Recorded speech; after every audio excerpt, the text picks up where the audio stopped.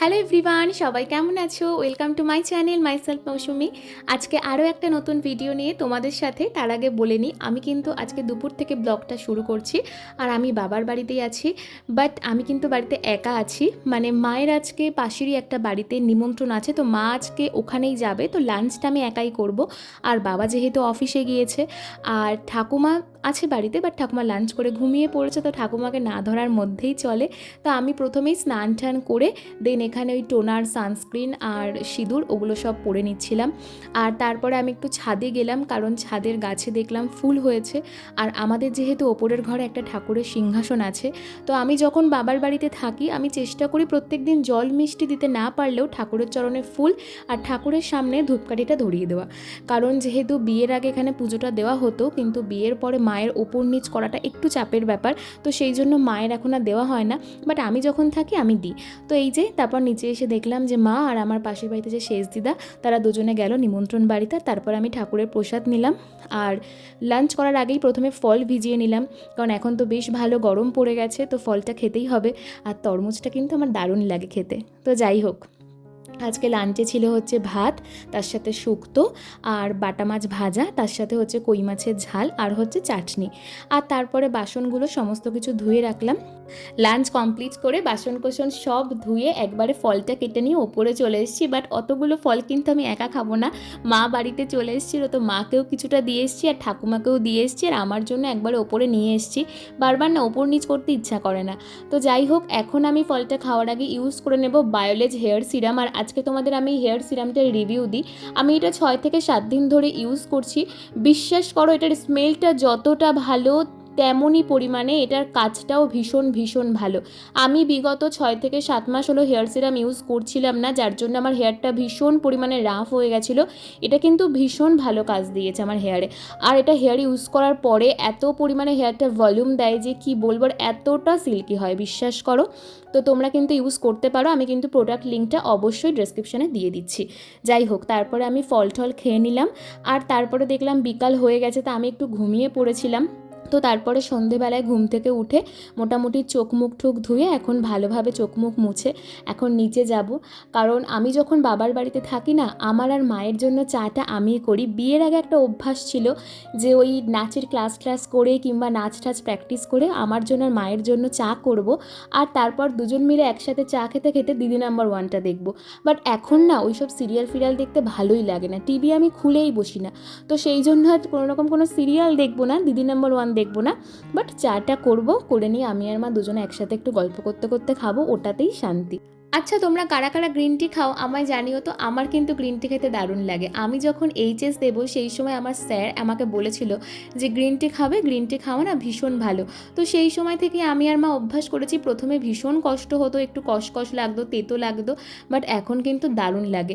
Liquor চা দুধ চার থেকে আমি সবসময়ের জন্য প্রেফার করি গ্রিন টিটাই। হ্যাঁ, লিকার চা দুধ চা খাই না এমনটা নয়, লিকার চা দুধ চা কফি সবটাই খাই মাঝে মাঝে যখন ইচ্ছা হয়, বাট গ্রিন টিটা যেন একটু বেশিই খাই। বিশ্বাস করো, আমি সত্যিই বুঝতে পারি না যে গ্রিন টিটা খেয়ে আমার আদৌ মানে বেলি ফ্যাট কমছে নাকি, বাট আমি রোগা হচ্ছি নাকি জানি না। কিন্তু একটা জিনিস খুব ভালো হয়, যখন ধরো আমার গ্যাস অম্বল হয়ে যায়, আমি যখন তারপরে গ্রিন টিটা খাই না, ভীষণ ভালো কিন্তু জিনিসটা হজম হয়ে যায় এবং সবটা ঠিক হয়ে যায়।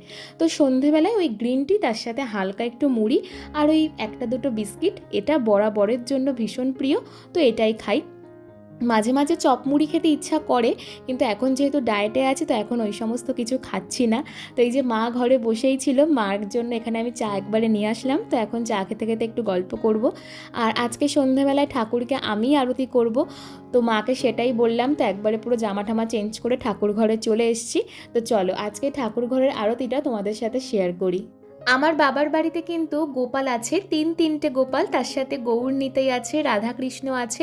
তো আমাদের কিন্তু সন্ধ্যারতির ধরনটা একটু আলাদা, মানে একটু বেশি কাজ থাকে। আর প্রথমেই হচ্ছে ঠাকুর ঘরে এসে যে বৃন্দা দেবী মানে তুলসী গাছ, তাকে জামা পরিয়ে দিতে হয়। আর তারপর হচ্ছে গিয়ে প্রদীপ আর ধূপকাঠিটা আমি এখানে ধরিয়ে নিলাম। তো প্রথমে হচ্ছে গিয়ে ধূপকাঠি দিয়ে আরতি করব, তারপর আরতি করব প্রদীপ দিয়ে, তারপর জল শঙ্খ দিয়ে। আর দুপুরে পুজোর সময় রাত্রিবেলায় আরতির জন্য, ঠাকুরের চরণে ফুল দেওয়ার জন্য কিছু ফুল তুলে রাখতে হয়। তো সেই ফুল আর তুলসী পাতা দিয়ে ঠাকুরকে আরতি করব, আর তারপর চামর দিয়ে, আর তারপর ময়ূর পাখা দিয়ে, আর সবশেষে হাত পাখা দিয়ে। কিন্তু হাত পাখাটা এখনও বের করা হয়নি, কারণ হালকা হালকা ঠান্ডা রয়েছে বলে। তো যখন একদম গরম পড়ে যাবে তখন হাত পাখাটা দিয়ে ঠাকুরকে আরতি করব। আর তারপরে ঠাকুরের যে মুখ ধোয়ার বাটি আছে, জল খাওয়ার যে বাটি আছে, সেগুলো সব ধুয়ে রাখতে হবে। আর শঙ্খটা অবশ্যই বাজাতে হবে, সেটা তো প্রত্যেকের বাড়িতেই হয়। আর হচ্ছে গিয়ে ঠাকুরের চরণে আমরা দুপুরবেলায় যে ফুলগুলো দিয়েছিলাম, সেই ফুলগুলো তুলে নিতে হবে, কারণ যেহেতু ঠাকুর তো আর ফুল নিয়ে শুতে পারবে না, ওনার কষ্ট হবে, তো সেই জন্য। যাই হোক, এরপরে ভোগ লাগাবো। তার আগে তোমাদের সাথে একটা খুব ভালো জিনিস শেয়ার করি। আমি তোমাদের সাথে আমার ডেলি ব্লগগুলো শেয়ার করছি, এখনও 1 বছরও হয়নি, তাই এর আগের বছরের কোনো কিছুই তোমাদের সাথে শেয়ার করতে পারিনি। বাট আমাদের বাড়িতে জাস্ট 1 মাস পরেই একটা বড় অনুষ্ঠান আসতে চলেছে, যেটা হচ্ছে অষ্টম প্রহর নামযজ্ঞ। এটা আমাদের বাড়িতে প্রত্যেক বছর হয়, আর সেই অনুষ্ঠানটা আমি অবশ্যই তোমাদের সাথে শেয়ার করব। এবং সেই অনুষ্ঠানে যে লিফলেট ছাপানো হবে, সেটাও আমি অবশ্যই আমার ভিডিওতে তোমাদের সাথে শেয়ার করব। তোমাদের সবার ইনভিটেশন থাকলো। আমি তখন আরেকবার তোমাদেরকে বলবো, তোমরা যারা যারা আমার বাড়ির কাছে থাকো তারা অবশ্যই আসতে পারো তোমাদের ফ্যামিলিকে নিয়ে। এবং যেহেতু মালসা ভোগও দেওয়া হয়, তোমরা যদি কেউ মালসা ভোগও দিতে চাও কিংবা বাতাসার লুটও দিতে চাও, তোমরা কিন্তু দিতে পারো অবশ্যই। এবং কেউ যদি এটার ডিটেলসটা কমেন্টে জানতে চাও, তাহলে আমাকে একটা কমেন্ট করো, আমি অবশ্যই রিপ্লাই দিয়ে দেবো। যাই হোক, এবং তোমাদের আমি ডেটটাও বলে দিই, ডেটটাও কিন্তু আমাদের মহারাজ দিয়ে দিয়েছে, সেটা হচ্ছে 3রা বৈশাখ থেকে শুরু। তো এরপরে যখন লিফলেটটা ছাপানো হবে, আমি তোমাদের কিন্তু অবশ্যই সেটা শেয়ার করব। আর তোমরা যারা যারা পারবে সবাই এসো, আমি ভীষণ খুশি হব। তো যাই হোক, এবার ঠাকুরকে ভোগ লাগাবো। এই যে ঠাকুরের চরণ থেকে কিন্তু সব ফুলগুলো তুলে নিয়েছি। তো ঠাকুরকে মোটামুটি সন্ধেবেলায় ওই ফল, নয়তো খেজুর আর নয়তো সন্দেশ দিয়ে ভোগ লাগানো হয়। তো আজকে ভাবলাম সন্দেশটা দিয়েই ভোগ লাগাই।